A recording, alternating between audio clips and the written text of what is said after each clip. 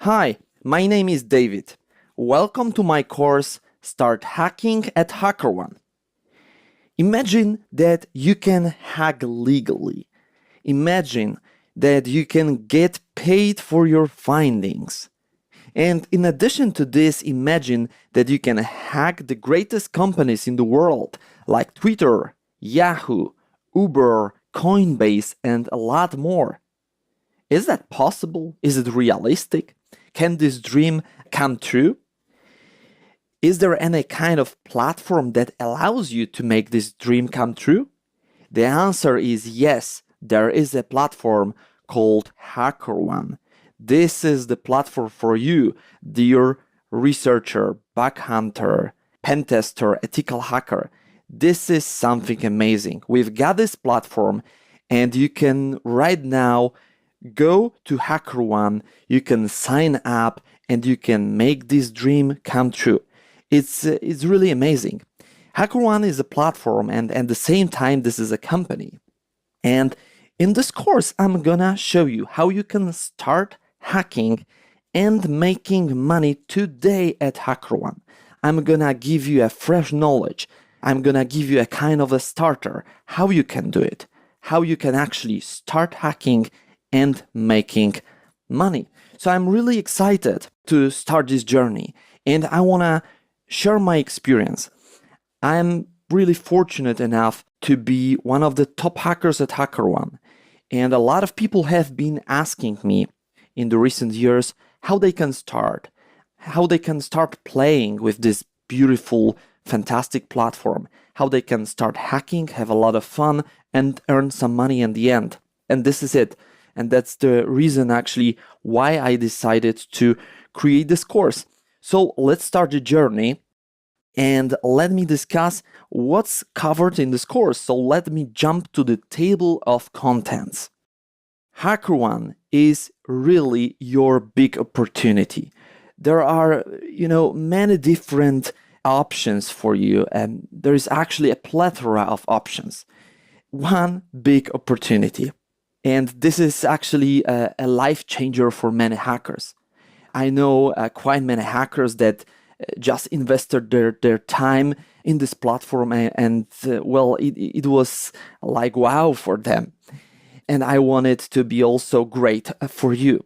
So first I'm gonna tell you about HackerOne, what it actually is, how it works, and you need to have this kind of understanding of this platform before we go to the technical part, before we go to the bugs that are accepted by companies that you can find, submit, and you can get your money. But at the very beginning, you have to understand this platform and how this kind of stuff works. So this is what I'm gonna cover first. And then I will jump to the list of 5 bugs. As I already told you very briefly, I want you to have a kind of takeaway from this course. And I want you to, after watching this course, be able to start hacking and making money. That's why I've got this list of 5 bugs, something that you can start with. And it has proven to be successful. It has proven to be working because I really was able to submit different bugs and I was able to get some money with these bugs. So I'm gonna share these bugs with you. Really good, fresh starter for you. I want you to understand these bugs, so I will make some kind of consideration about this list of bugs. I've got 5 bugs carefully selected for a start, but I want you to understand what is a good bug and what is a bad bug, right? Because you have to focus. If you want to be successful, you need to have this kind of knowledge. You need to be focused. You need to know what actually works. You can experiment on your own, right? You can invest your own time and see this works and that doesn't work. But you don't have to do this experimenting. I can share my knowledge. I can tell you what works at the very beginning and what I recommend you to do. What kind of strategy is a good strategy, to start with. So there will be a couple of considerations, and then we'll go to the technical part. Very important, I would say crucial, because you need to find these bugs, you need to be able to understand these bugs, submit these bugs, talk to the different program owners, and finally you can get your rewards. So the 5 bugs are like this. I'm gonna show you how the password reset link from the web application can be automatically disclosed to external domains. A very powerful, very nice attack, because this attack actually leads to account takeover. Definitely, we don't want the password reset link of the user to be disclosed to external domains, and it happens in quite many companies, and I'm gonna discuss this bug for you. Then I'm gonna show you how you can get access to the account of the logged out user. This is quite nice bug, because when you are logged out and you see that you are logged out, then you basically assume that, well, indeed you are logged out, because you see. What you see is what you believe, right? But it doesn't work this way. And the fact that you see that you are logged out does not necessarily mean that you are logged out. And well, it might sound to be quite complicated or mysterious right now, but I will go to the details in this course. And I see this kind of problem quite often in different companies. After that, I will jump into insecure processing of credit card data. Another nice bug. Well, credit card data, this is obviously a very sensitive piece of data, and we want this data to be processed securely. And credit card data is almost everywhere. Think about e-commerce, think about online shopping. It's everywhere, it's ubiquitous, and there is a chance for you. There is a chance for you to go from one program, one website to another website and see if a given problem that I'm going to discuss here happens in a given web application or not. And this is something that is really interesting for people, because, well, we are talking about your money, right? Credit card data, money, payments, and stuff like that. So it's gonna be discussed next. After that, I will discuss the subject related to the disclosure of authentication cookie. Authentication cookie is very sensitive piece of data. Once you are logged in, then from that moment on, the only piece of data that is used by the web application to recognize the user is a cookie with session ID, the so-called authentication cookie. And the security of your web application is as strong, as the weakest point in the chain. And quite often the weakest point in the chain is processing of authentication cookie. And the nice example that I'm going to show you, that I'm going to demonstrate, is that your authentication cookie can be disclosed over an insecure channel, even if your web application is protected by secure HTTPS. This is an eye-opener for many people and a great opportunity for you, so I'm definitely gonna discuss this stuff. Last but not least, we've got user enumeration. We really don't want the attacker to be able to enumerate the users of the web application, right? We don't want the attacker to build up a list of emails of different users who have the account in a given web application. We don't want it to happen. It's quite obvious, and hackers are smart. They can try different ways of getting this kind of information, and I'm going to discuss it as well, how smart hackers think, how they work, and how they can figure out who is registered in the web app and who is not. So the user enumeration. This is basically this list, and I love demos, and I do believe in demos, in hands-on exercises and stuff like that. So for every single bug, you're gonna have technical overview so that you can really understand what this problem is all about. And after that, I will jump to the demo. I'm gonna show you step by step how a given vulnerability works, how you can detect this vulnerability, so that you really understand how it works in practice. So very basically, this is it. We are right now done with an introduction, and I can't wait to invite you to the next video where I will focus on HackerOne platform, and I want to really show you that this is really a big opportunity for you. So without further delay, let me jump to the next video. Hello guys, how are you? I hope that you are excited, and let me make you even more excited in this video. HackerOne is really your big opportunity, and now I'm going to show you why.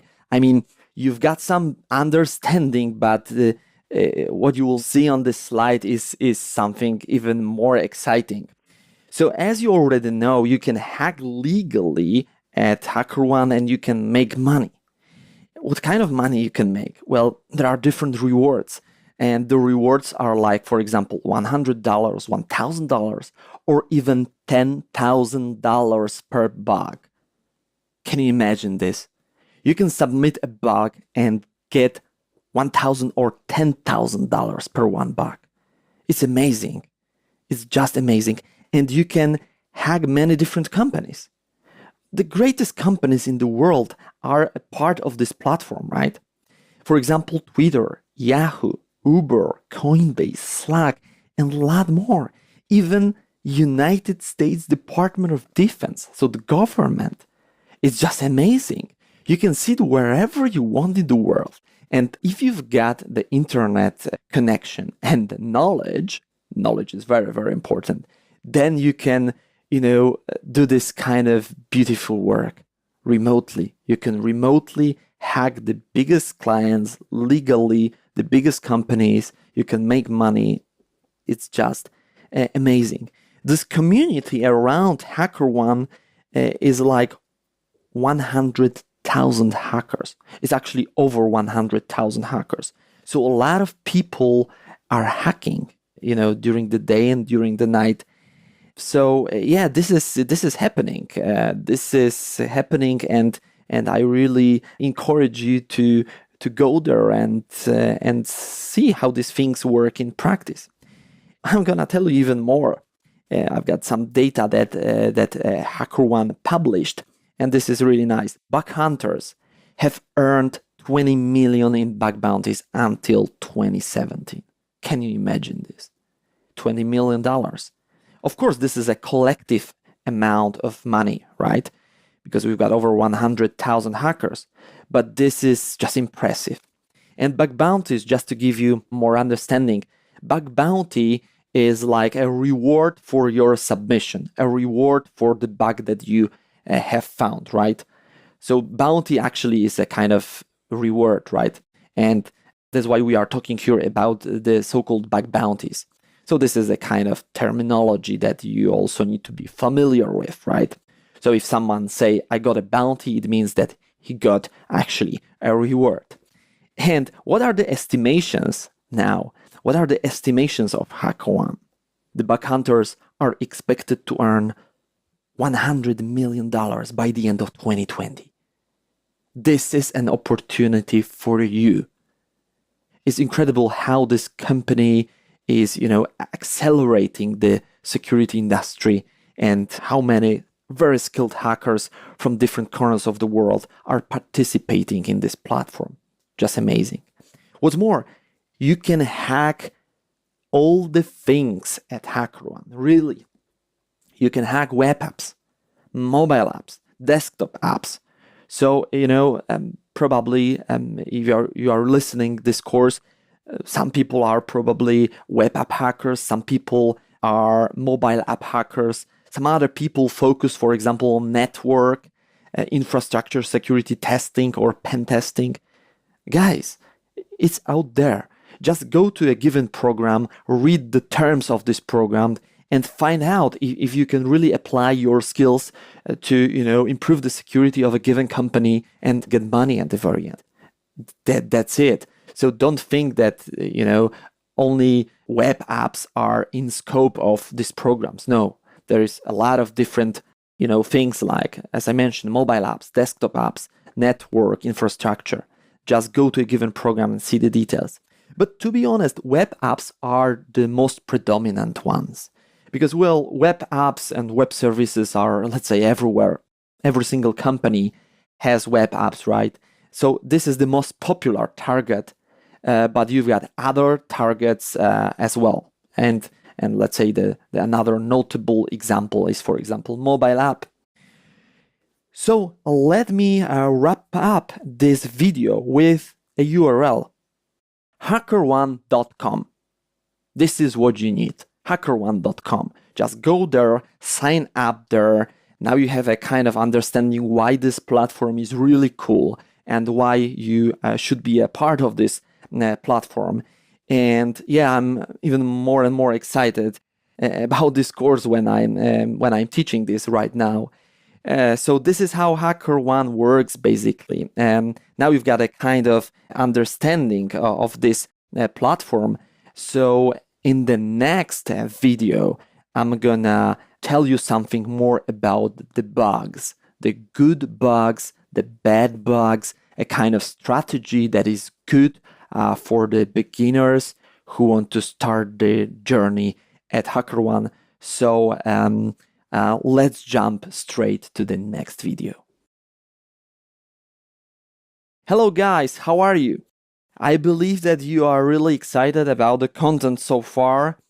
And in this video, I'm going to discuss a kind of strategy for the very beginning, right?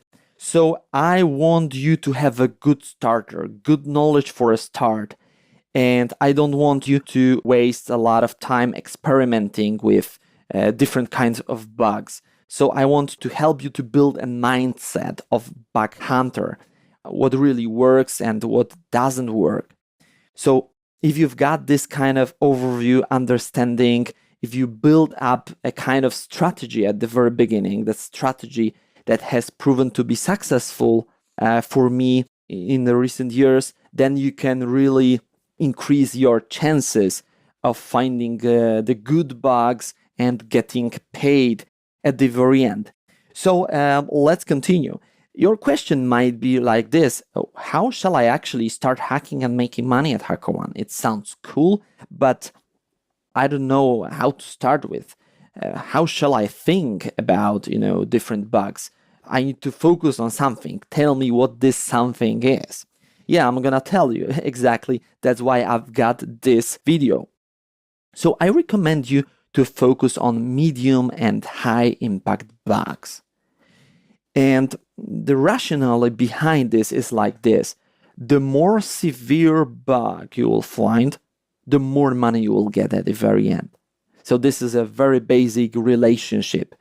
And that's it, right? So companies are interested in high impact bugs, and you, bug hunter, ethical hacker, you should also be interested in something like this, because it actually means that you can earn more money. Okay, the next point. So let's build your mindset, the bug hunter's mindset. At the very beginning, when you start your journey, when you are a beginner in this platform, I really recommend you to focus on the bugs that you can find quickly. So when you are a beginner, you don't know what works, what doesn't work. You've got some assumptions, but I know from my experience that there are different companies. Some companies respond quickly, some companies respond very slowly. So I can find a great bug, I will submit this bug, and the company is going to respond after 6 months, or the company is not going to respond at all. And this is a problem for me, because I invested a lot of time, a lot of energy, and they are not responding. If they are not responding, well, I will not receive my reward, right? So this is it. I want to emphasize this. Try to submit a couple of bugs that you can find quickly and see how the company is going to respond. If they are responding quickly, then carry on hacking, cooperate with them, right? So this is it. This is, related to the return on investment. You can invest a lot of time, and if the company is not going to respond, well, your time has been wasted. So you have to really think about this. Think about the return on investment. You have to really increase your likelihood, of having a good return on investment. This is how it works, and I believe that this is clear for you. Another recommendation is try to focus on the bugs that not everyone else is looking for. This is a kind of, let's say, competitive platform. There are over 100,000 hackers at HackerOne, and only the first reporter of a given vulnerability can get a payment, can get a reward. So you have to be the first one to submit a bug. And now, this is also a strategic decision. If you are going to find the classical bugs, so, the bugs that everyone else is looking for, then you increase the likelihood of finding the same bug as another bug hunter, and it will be a duplicate, and you will not get any reward, right, at the end. So again, try to find your own niche.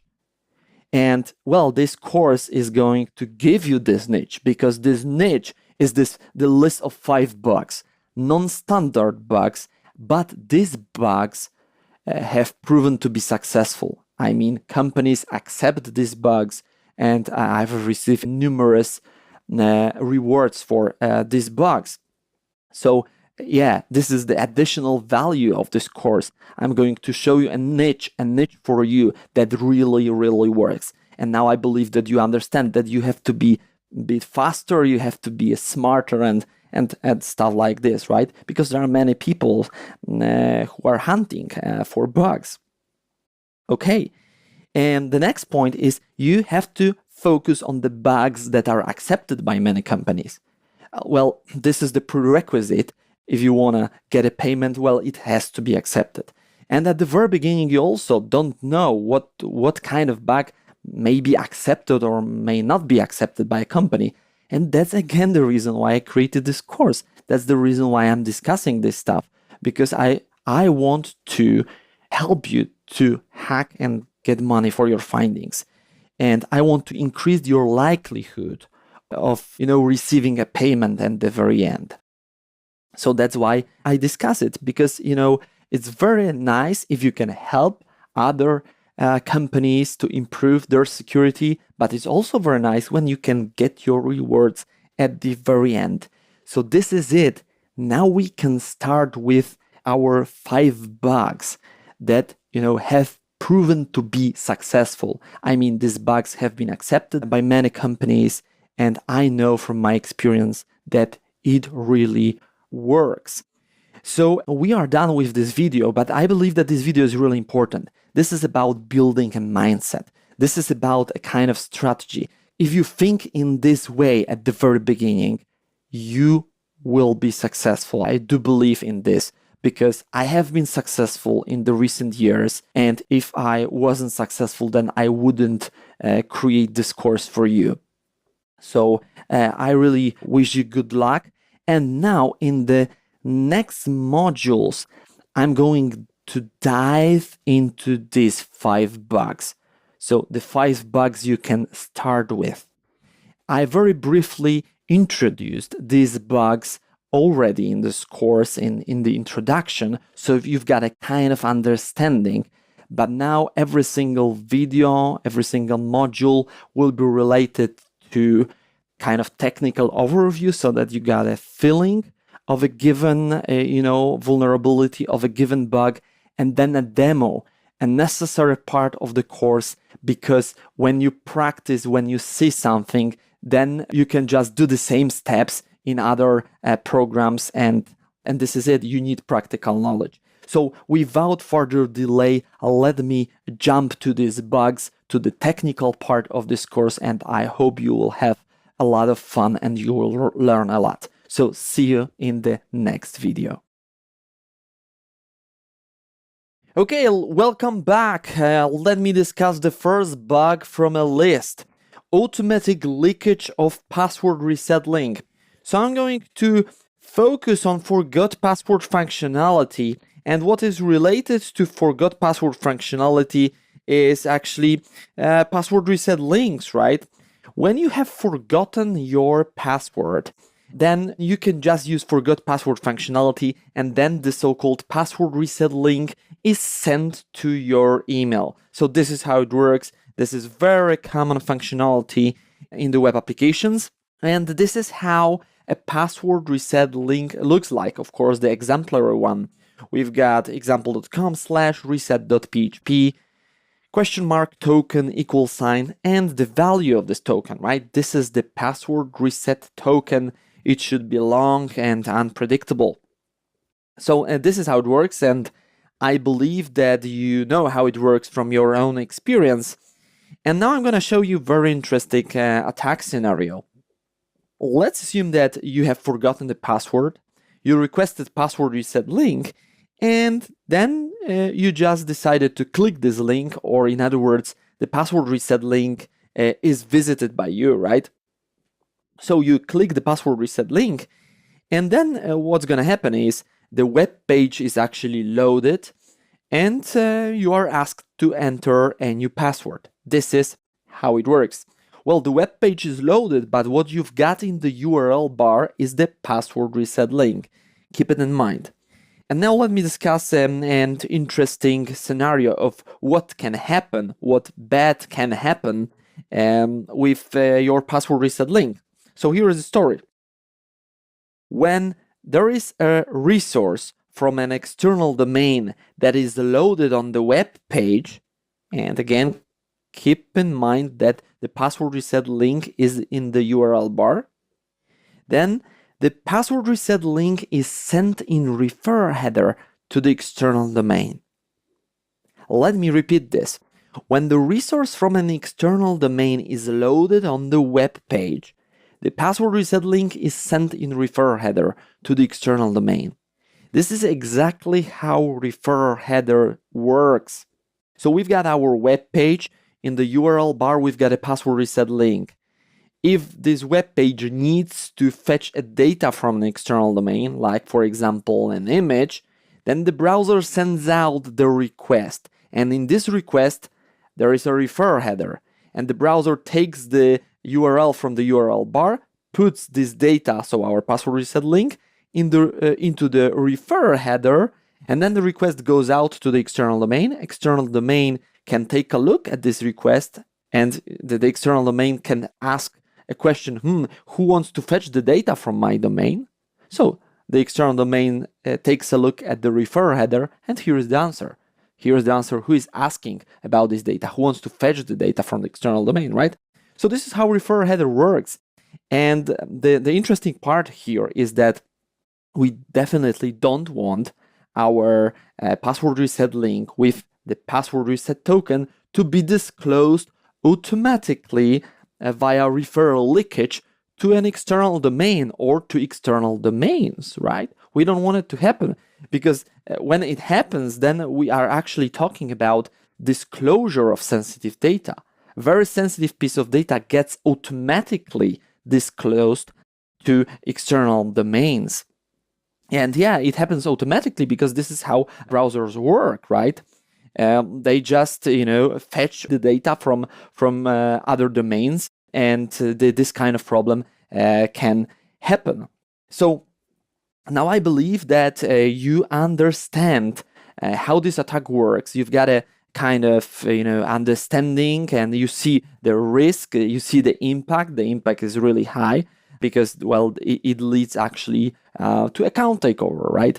If the password reset link gets disclosed to external domain, then everyone from this external domain can take this password reset link. They can change your password, and that's it, right? So this is an account takeover. So now let's jump to the demo, because I want to show you how you can find if this kind of problem exists in a web application or not. So you are not only going to see this attack in action, but you also learn how to check if the web application is vulnerable to this kind of problem. And yeah, let's jump straight to the demo. Okay, guys, this is the first demo in this course, and what I'm going to show you is forgot password functionality. So I've got a testing web application here, and let's assume that I have forgotten my my password. So I'm going to use forgot password functionality. I'm going to put my email here, david@example.com, right? This is my email, and I just want to receive a password reset link, right? So let me click this, and you see that password reset link has been sent to your email. Okay, that's cool. Let me go to my mailbox right now. I'm going to log in. And so you will see that indeed I have received the password reset link. Yes, indeed it is here, and yeah, the password reset link actually is here, right? So it's inside of the email.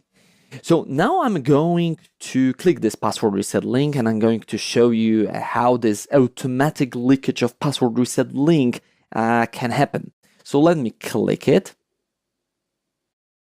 And this is what I see. So I'm actually, as you can see, I'm asked to enter a new password, right? So it works as intended. But now the question is whether there is some kind of data that is loaded from external domain. And I'm going to show you how you can easily use dev tools to find out if a given, for example, image is loaded from external domain or not, how you can do it quickly. So basically what we've got right now, we've got password reset link in the URL bar. Please take a look out there. We are asked to enter a new password, and now we've got some kind of image here. We've got some kind of image here, right? So let me use DevTools. DevTools are built into the browser, so I can easily use them to, to quickly learn something about the web application. Right now I'm going to open DevTools, and I will use the inspector in DevTools, because when I've got inspector, I can move my mouse over a given element, and I can just see the underlying HTML, right? And what you can see here is that this image is loaded from domain silesiasecurity.lab.com. And yeah, so this kind of attack, leakage of password reset link, should happen in this web app, right? Because we've got password reset link in the URL, and this image has been actually loaded from external domain, right? My application, my testing web application, is hosted on the domain example.com. The image is loaded from silesiasecurity.lab.com. So we've got two different domains. Cool. So this problem should happen, and now I'm going to show you how you can check on your own if this problem happens in the web application or not. So what I'm going to do right now is I'm going to go to the network tab right now. In the DevTools, you've got also the network tab, and network tab is really cool because in the network tab, you can just see the outgoing requests from the browser. And this is exactly what I want to do. So I want to reload this web page. So this is like clicking the password reset link again from the mailbox. I'm going to reload it, and I'm going to observe the outgoing requests from the browser. So let me do it. And that's why I'm using network tab in the DevTools. So let me reload it. All right. And cool. You see that 4 requests have been sent, 3 requests to domain example.com, and 1 request to domain silesiasecurity.lab.com. And this is the request that was sent to fetch image.png from this domain. So let me now click this request and see the details, right? Because I want to show you the refer header out there. Let me make it a little bit bigger right now. And yeah, this request, let me go down, and I want to show you the request headers. So as you can see here, the host is silesiasecurity.lab.com.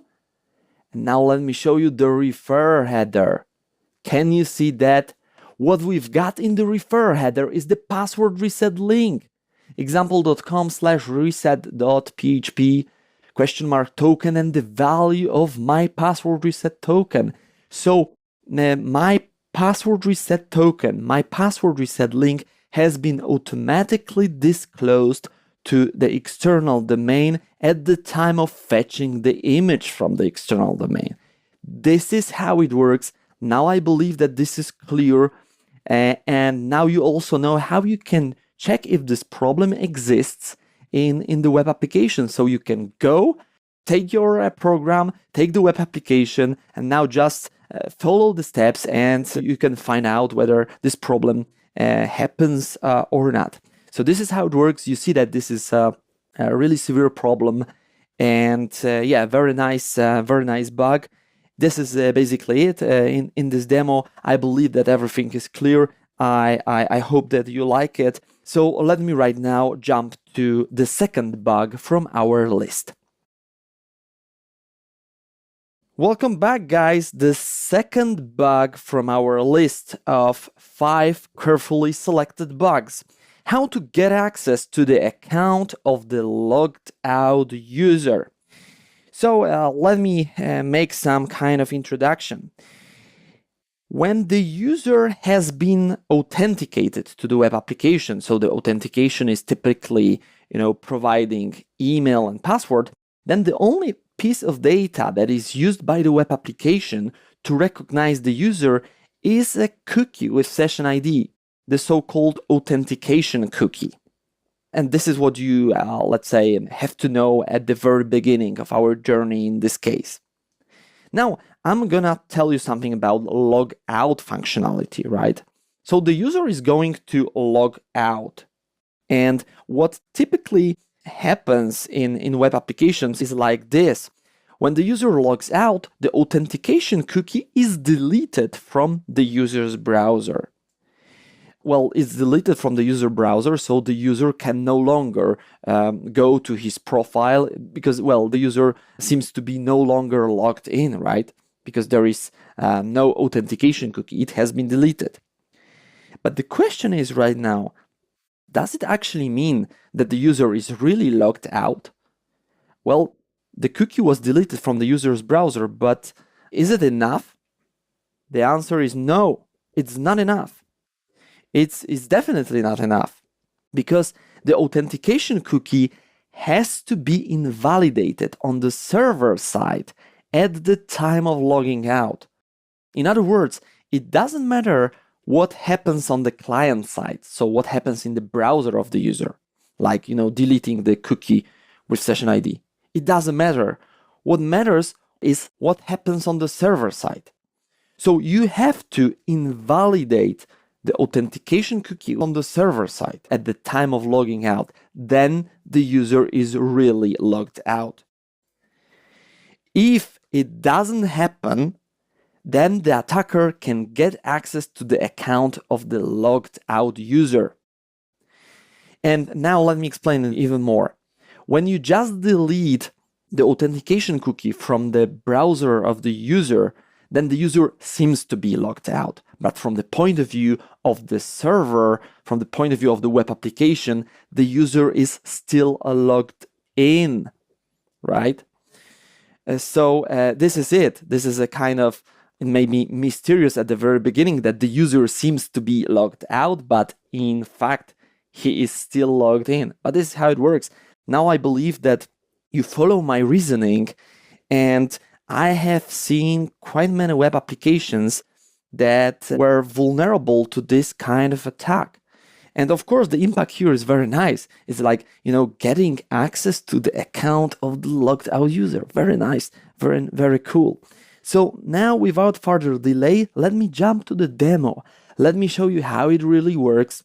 I really want you to understand all the details here, and I want you to be able to check if the web application of your own choice is vulnerable to this problem or not. So let's jump right now to the demo. Welcome back in the demo. Now I'm gonna play with logout functionality. So first what I have to do is log in. So let me do it right now. So I'll click login. And you see in the upper right corner that indeed I am logged in. My name is out there, David. You see the logged out button, right?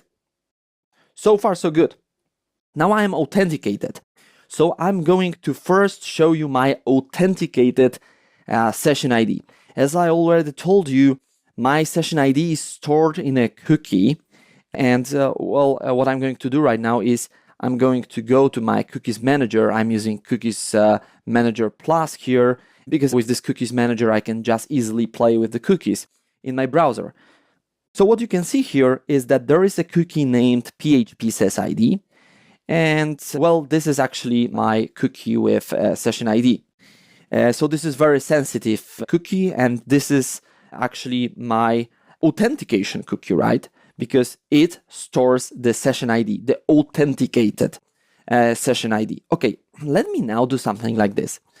You see that the value is quite long and random. The name of this cookie is PHP says ID. This cookie is, the host is example.com. So this is the cookie related with my web application hosted on the domain example.com. But the crucial point right now is that this is authenticated session ID, right? I'm gonna copy this right now and I'm going to paste it in a document here. So this is authenticated session ID, or in other words, this is my authentication cookie, right? Okay, now I'm gonna log out. So let me go to my web application. I'm gonna log out. And now you see that I am no longer logged in. In the upper right corner, you can see login and sign up. Let me go back to the cookies manager. The same cookie PHP says ID. And again, I'm going to copy the value of this cookie. But now this is non-authenticated session ID because I am logged out. Let me copy this and let me paste it here. And this is non-authenticated session ID, right? Cool. So what you can see is like this. I logged out and my authenticated session ID was replaced by non-authenticated session ID. It's quite obvious, and the values are different. So I've got non-authenticated session ID, so I cannot get access to my profile. This is what happened on the client side. This is what happened in my browser. The question is, what happened on the server side? In other words, can I still use the old authenticated session ID and get access to my account or not? I shouldn't be able to do this because I logged out. But well, as I told you, it's important what happens on the server side, not what happens on the client side. And you have to check if your cookie with session ID was invalidated on the server side at the time of logging out or not. So let me check this out. I'm going to copy my old authenticated session ID. So let me highlight it again. Let me copy this and let me paste it to my cookies manager, right? I'm gonna edit the value of this cookie. I'm gonna paste it here and I'm gonna save it. So let's see if I can get access to my account or not. I'm gonna just refresh it and voila, in the upper right corner, my name and logout. It clearly shows that the logout doesn't work as intended. It looks like that I am logged out, but now you can clearly see that I am still logged in because the cookie with authenticated session ID was not invalidated on the server side at the time of logging out. And this is how you can do this kind of testing. This is how you can check if this problem happens in your web application that you are testing or not. So yeah, this is it. And let me summarize. Don't trust very much in what you see, right? If you see something, don't make a lot of assumptions. Always think about the entire system and how it works and think what can go wrong, right? So here, I, as a hacker, I don't trust what I see. I just understand the problem and I want to find out if there is a vulnerability in session management here or not that allows me to get access to the account of the logged out user. I hope this is clear. I hope that you like it, and let me jump to the next bug on our list. Welcome back, guys. The next problem, insecure processing of credit card data. Credit card data, this is something very interesting, and this is something very sensitive. Credit card number, CVV2, which is an authorization code, very sensitive piece of data. And naturally, we don't want this sensitive data to be insecurely processed. And in this video, I'm gonna show you what can go wrong in the web applications. And I find this problem, I would say, quite often in web applications. And well, credit card data is ubiquitous in almost every single e-shopping, e-commerce.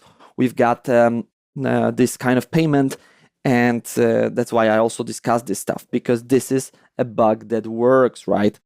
Okay, so what can go wrong actually? One of the things that can go wrong is like this. This sensitive data, so credit card data, will be cached and will be cached in plain text when autocomplete off is not implemented. And of course, we don't want our sensitive data to be cached in plain text. I believe that this is quite obvious. Think about passwords and other kind of sensitive data. We never want our sensitive data to be cached in plain text, right? And this is it. I believe that this is quite obvious for you. And the companies like this kind of bug because, you know, credit card data is something that are really concerned about. And if you find any kind of weakness in processing of this sensitive data, they are happy to accept it in vast amount of situations, and they will reward you for something like this. And you can really quickly find out if this problem happens in the web application or not. And this is what I'm going to show you. So we're going to analyze the client-side code in order to check if this problem happens in the web application or not. And what's going to happen in a minute is a demo, because we want more practice, you know, we want hands-on stuff. We want to be able to find these bugs, and this is it. So without further delay, let me go to the demo. Hello guys, how are you? I hope that you are still excited about this course and you can't wait to see the next demo. So now I'm gonna show you how to play with credit card data processing, or how to figure out if this kind of data is securely or insecurely processed in the web application. Right now, what you can see in the upper right corner is my name, and you see also log out. So it basically means that I am authenticated right now. You see the profile here. So let me go down here. So you see my name is David. You can see my email like david@example.com. Let me go down, and we've got also credit card number, expiration date, and CVV2, right? So the expiration date is already out there. And now I'm gonna show you how you can do this kind of testing. So I'm gonna put some credit card number and CVV2 in this web application.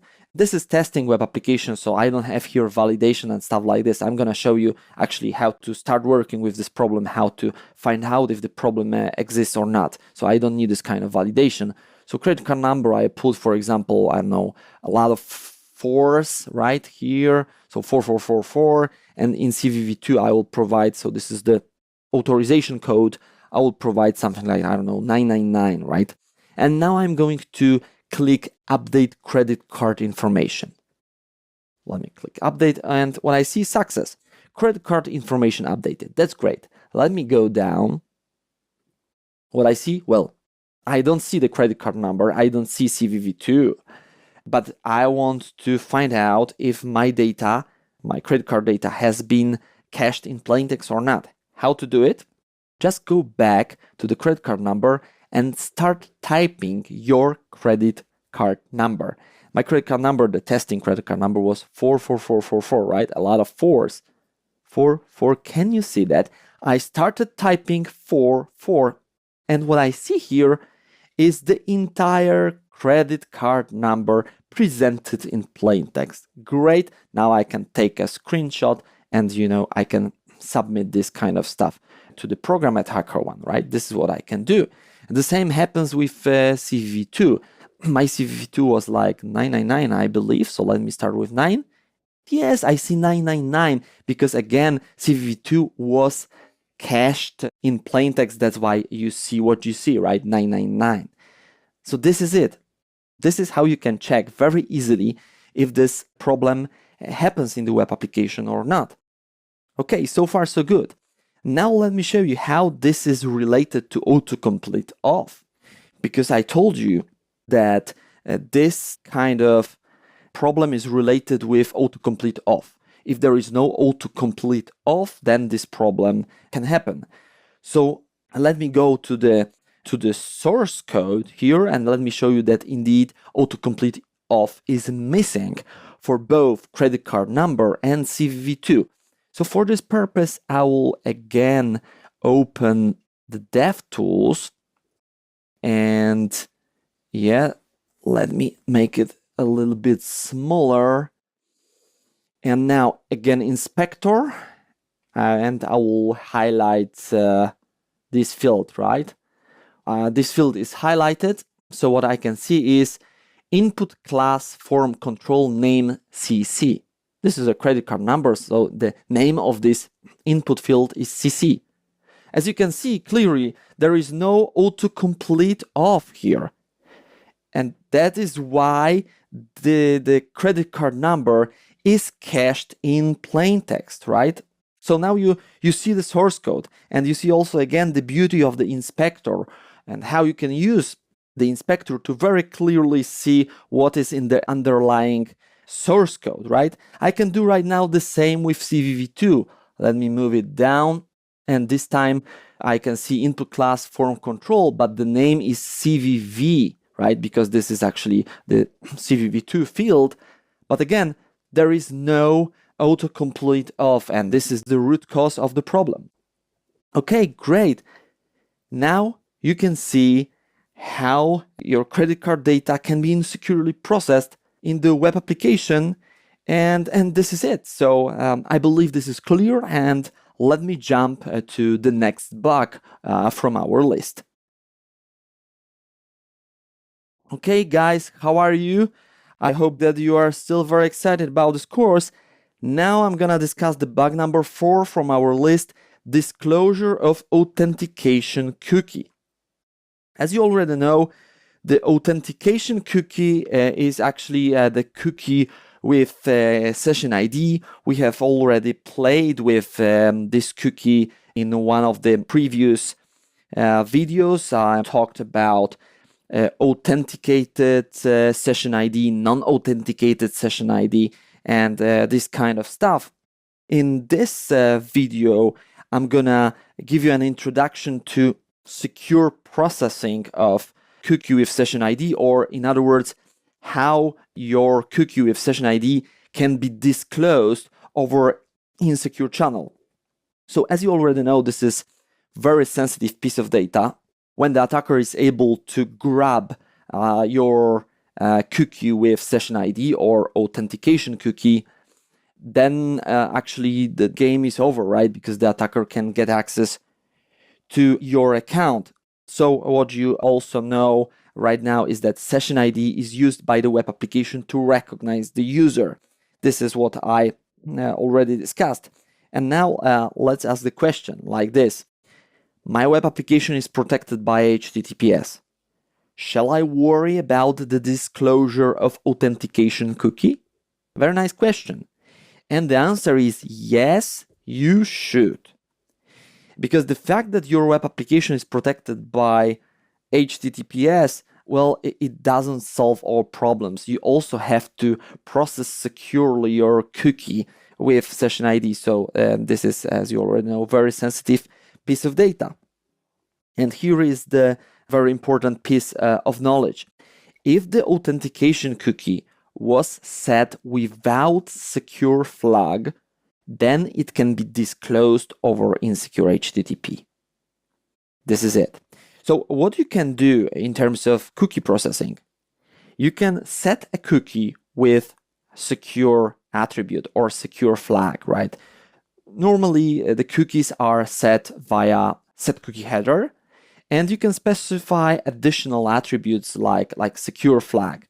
When you specify it, then the browser knows that, secure flag means send the cookie only over secure HTTPS. But when you don't specify secure flag, then the cookie will be sent both via insecure HTTP and via secure HTTPS. So, we don't want our sensitive cookie to be disclosed over insecure HTTP. That's why we have to really take care of setting a cookie with secure flag. Now, I believe that this is clear for you. And we have to check how it works in the web application, right? That we are testing, and how we can really prove that the cookie with session ID can leak over insecure channel even if the web application is protected by secure HTTPS. So let me jump to the demo. Let me show you how it works in practice. And let's carry on. Welcome in the demo. Let's play with the authentication cookie. As you can see in the upper right corner, you see my name, David. You see that I am really logged in because you see my profile. What I'm going to show you right now is, again, I'm going to show you my cookie with session ID. So let me go to Cookies Manager, and here it is. The name of the cookie is PHP SSID. You see some random value out there. It's random, it's long, it's good. The host is example.com, but let's take a look at this stuff. Send for any type of connection. This is really, really cool for hackers, because it basically means that this cookie can be sent over insecure HTTP or secure HTTPS. So this is a clear message for me, for tester, for hacker, that this cookie has been set without secure attribute. And now I'm gonna show you that indeed this cookie can be disclosed over insecure HTTP.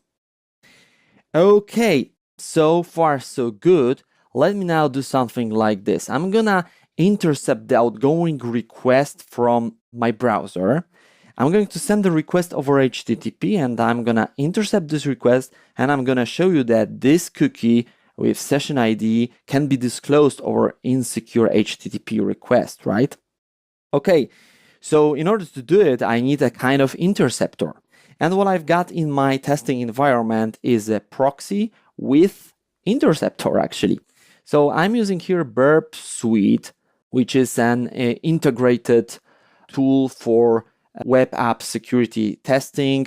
One of the functionalities out there in this tool is a proxy, and in this proxy you have an interceptor so that you can really intercept the outgoing traffic, from the browser. And that's exactly what I'm gonna do right now. I'm gonna send the request over HTTP, and I'm gonna just intercept this request. Okay, so let me now go to my web application.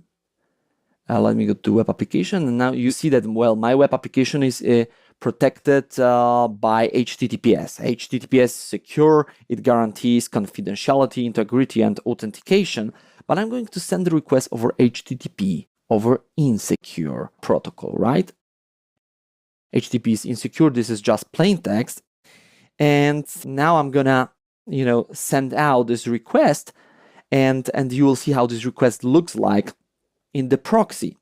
So in the real attack scenario, I'm going to send a link over HTTP to victim. The victim is going to click the link, and the attacker, the so-called man in the middle, can see the traffic sent in the plain text, because HTTP is plain text, right? So let me now do it. Let me hit enter.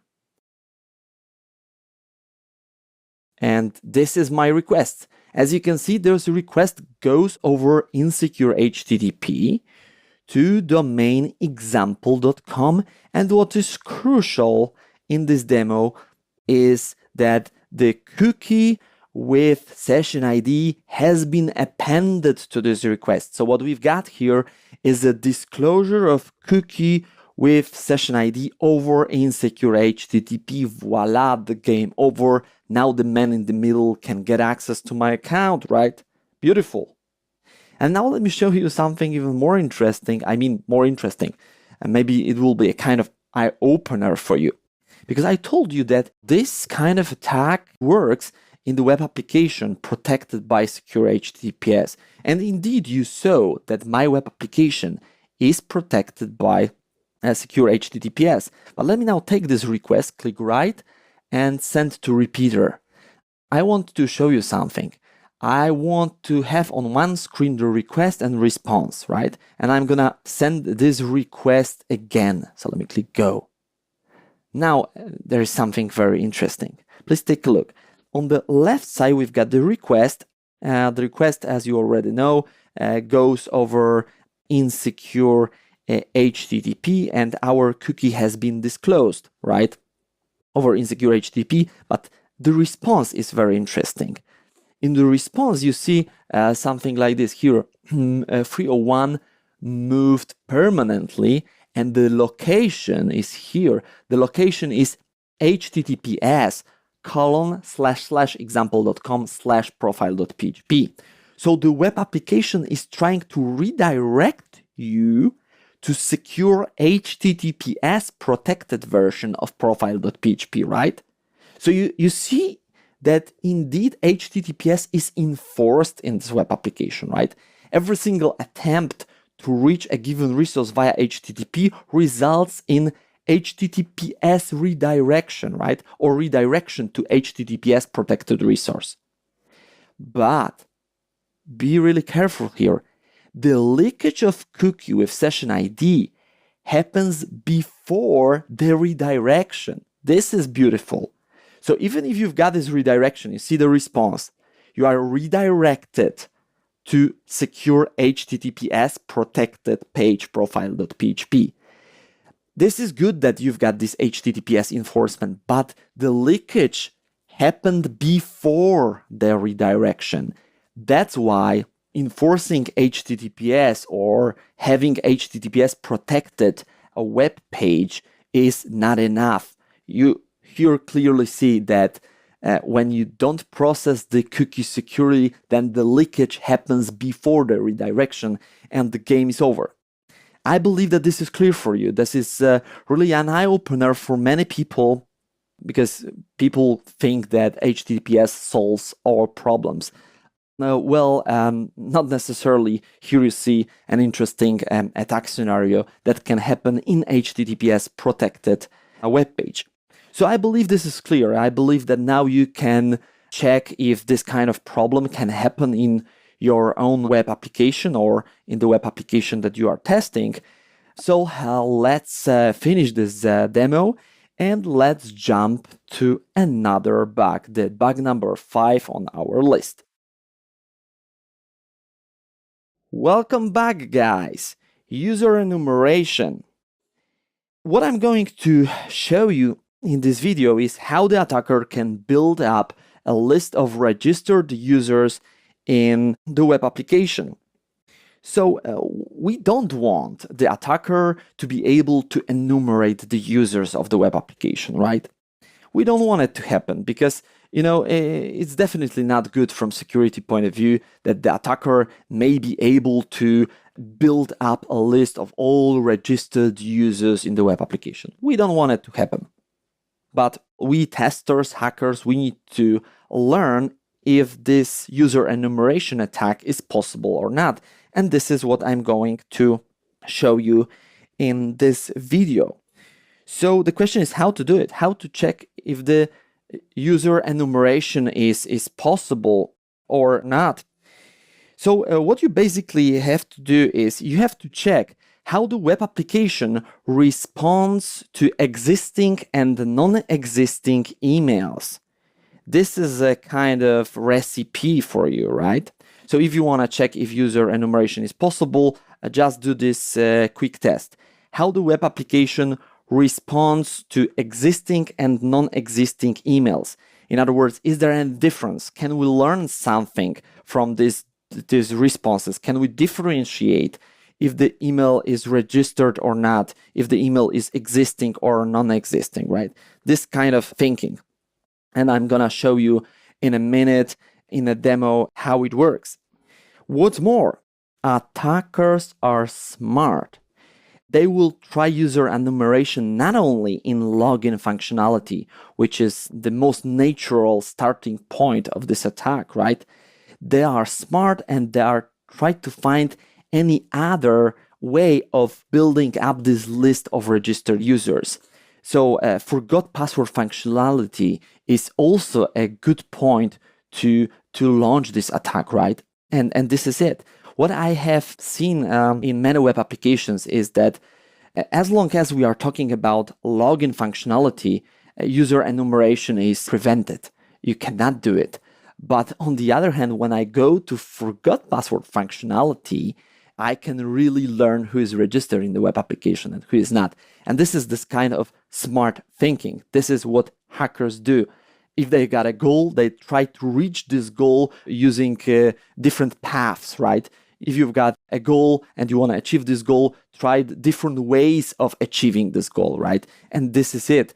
Try different ways of doing the same thing.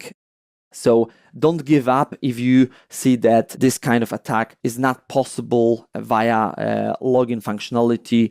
Focus also on forgot password functionality, and then you may be successful. And this is exactly what I'm going to show you in the demo. So now it's time to go to the demo. Now it's time to show you in practice how it works. And yeah, now let me stop talking for a while and let me jump to the demo right now. Welcome back in the demo. User enumeration. So let me start with login functionality. Let me, as I already explained to you in the previous video, let me start with existing email and non-existing email, and let's see how the web application responds. So my email is david@example.com. Well, I am the user of this web application. I am registered out there. So, well, I know that this is, existing email. And now I'm going to provide some arbitrary password, right? I just want to see if the web application is going to tell me something about this email, if this is registered email or not. Well, I know that this is registered email, but, in case of other emails, I don't know it. So I just have to see how the web application responds, because this is something what I need to learn to see if other emails are registered or not, right? So let me now click login, and let's see the response. Wrong email and or password. Well, when you've got this message, you don't know what is wrong. Email and or password. So now let's try with some arbitrary email, like whatever@whatever.com, and arbitrary password. Let's see how it works for non-existing email, right?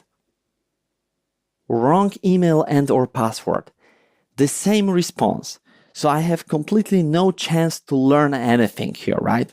Providing existing email, non-existing email, or in other words, registered or non-registered, I cannot figure out which one is registered and which one is not, right?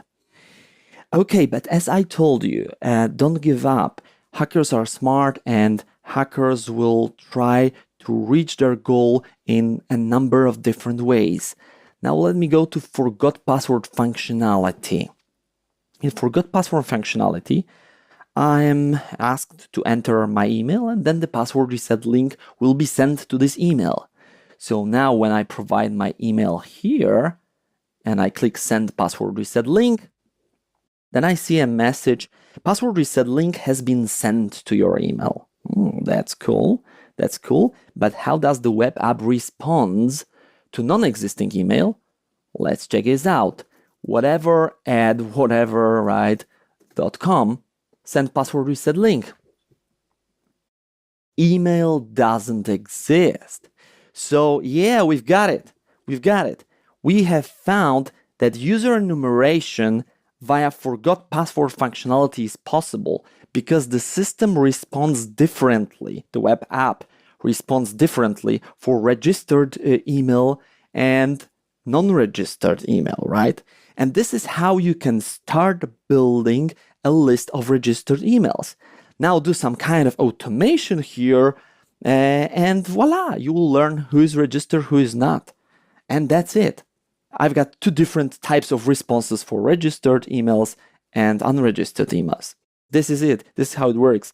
And in a real attack, the attacker would do some kind of automation here. But when you do hacking, you need to provide a kind of proof of concept. You need to show the program owner or the company how you can build this list of registered emails. And what I explained to you is enough, right? We see in forgot password functionality two different responses for registered and unregistered emails, and this is how we can differentiate who is registered, who is not registered. This is how we can start building this list, and here is how the attacker can build this list as well. So you see, try to be smart. Don't give up too early. Try also other functionalities in the web application. If you've got a goal in your mind, try to be open-minded, and then you can reach your goal. I believe that this is clear, and basically this is it in this demo. Okay, guys, we have already covered 5 bugs from our list, and now it's time to make a summary. It was really fast and I really enjoyed this journey, and I hope that everything was clear up till now. So first I introduced you to HackerOne. HackerOne really is powerful. It's fantastic. You can hack legally and get paid for your findings, right? You can hack the best companies in the world. You can get the money for your findings. You can have a lot of fun, and there is a plethora of opportunities for you. Well, there are different rewards. You can earn $100, $1,000, or even $10,000 per bug. It's just amazing. And of course, the more severe the bug is, the higher reward you can get. Every single program has different, kind of tables, how much money you can get for a different kind of vulnerability, but there are many options. What was also very important part of this course was the list of 5 bugs to start with.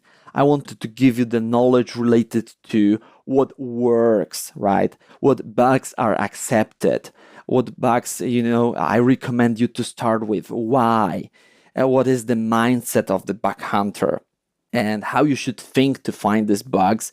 And of course, I covered the technical details of every single bug from this list, right? So 5 bugs that have proven to be successful for me in the recent years. Now I want you to benefit from this knowledge as well. I don't want you to experiment too much, with different things. You've got it, you've understand it. So let's make the most of this knowledge. So very briefly, what was covered, in this list of 5 bugs, I presented to you how password reset link from the web application can be automatically disclosed to external domains. Very nice, very powerful attack that leads to account takeover, right? Then I told you how you can get access to the account of the logged out user. Remember, what you see is what you see. Don't trust it very much.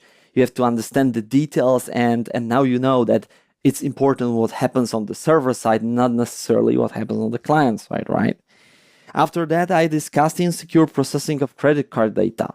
We've got credit card data processing in a vast amount of places. I presented how your credit card data can be cached in plain text. We don't want it to happen. Now you know how you can test for this kind of a problem. After that, I discussed disclosure of authentication cookie. Authentication cookie is a very sensitive piece of data. When the user is authenticated, then this is actually the only piece of data that is used by the web application to recognize the user. If there is any kind of disclosure of this cookie, then the game is over. And very important message to you, even if your web app is protected by secure HTTPS, this kind of disclosure can happen if your cookie has not been set with secure flag. This is what I presented step by step in the demo. And last but not least, I discussed user enumeration. I presented to you how the attacker can build up a list of all users registered in the web application. You also learned about smart thinking of hackers. Hackers don't give up too early. If they cannot achieve their goal in one way, they try to find another way of reaching their goal. And here you learned how the attacker can also enumerate users via forgot password functionality, right? So basically, this is it. This is a good starter for you. As I already told you, it has proven to be successful for me. I want you to be successful as well. I hope that you like this course, and I really want you to be successful. So let me wish you good luck. I hope that it has been informative for you. Have a good day, and see you guys in one of my upcoming courses. Bye bye.